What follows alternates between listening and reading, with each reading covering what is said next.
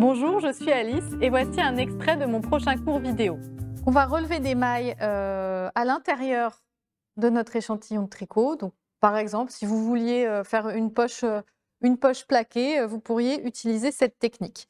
Donc, il y a deux façons différentes, on va voir les deux, comme ça vous choisirez celle qui vous convient le mieux, de relever les mailles au cœur du tricot. Donc, on a vu déjà depuis tout à l'heure que une maille endroit, c'est un petit V.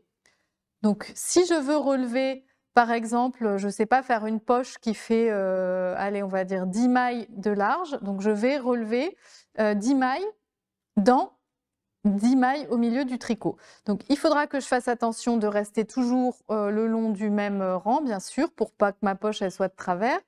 Et je vais relever 10 mailles. Donc, vous voyez, une maille, donc c'est un petit V, hein, il y a les deux jambes du petit V, la jambe droite et la jambe gauche.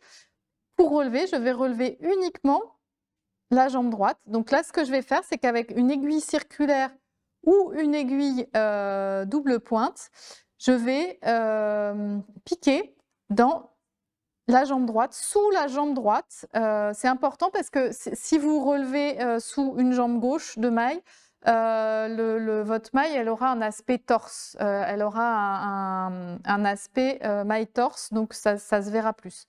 Donc je relève, donc je pique, là je vais glisser toute mon aiguille sous 10 jambes droites de maille à la suite, donc une petite colonne de V, une jambe droite, 2, 3,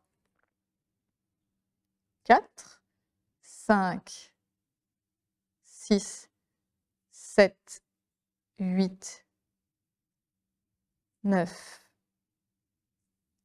et 10. Voilà, donc je peux vérifier que je suis bien, je reste bien alignée, que je ne suis pas remontée ou descendue, voilà, que je reste alignée sur le même rang. Et je vais tricoter ces mailles. Donc, aiguille double pointe, je vous disais, ou circulaire, parce que je vais hop, glisser les mailles, glisser l'aiguille pour avoir mon aiguille, mes mailles sur mon aiguille gauche. Et avec mon aiguille droite, je vais tricoter directement mes 10 mailles à l'endroit. Donc 1,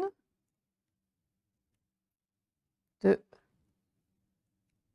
3, 4, 5, 6, 7, 8, 9, 10. Donc voilà, là j'ai accroché par exemple ma poche ou peu importe, un petit rabat, ça peut être un rabat de poche, ça peut être ce qu'on veut, hein. J'ai accroché à mon tricot. Donc à partir de maintenant, je vais tricoter en aller-retour cette partie sur la hauteur dont j'ai besoin. Donc à l'envers sur les rangs envers, si je suis en jersey. Après, c'est pareil, hein. On peut tout à fait faire des points. Par exemple, si vous aviez, je ne sais pas, vous voulez faire des poches sur un cardigan en côte, bah voilà, vous relevez les mailles et puis vous suivez après le dessin des côtes. Voilà, encore une fois, moi je vous montre en jersey parce que on fait, voilà, c'est plus clair, mais c'est adaptable à n'importe quel point.